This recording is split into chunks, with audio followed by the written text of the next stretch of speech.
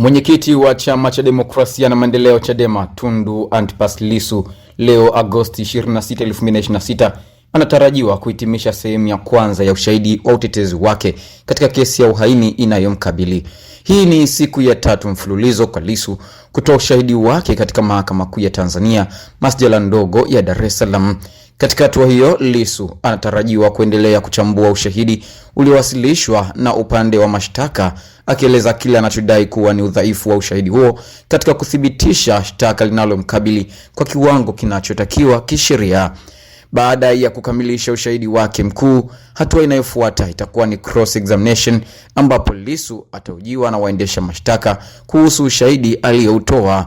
Kesi hiyo inasikilizwa na jopo la majaji watatu wakiongozwa na Jaji Donstan Dunguru akisaidiana na majaji James Karayemaha na Ferdinand Kiwonde.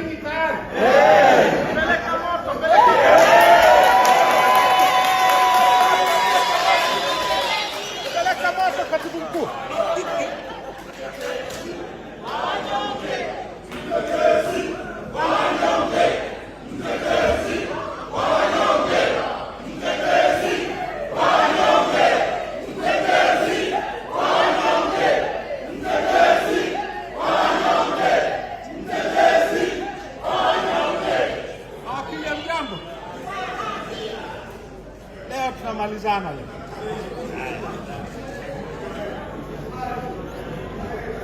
Weshaanza kutoana maini.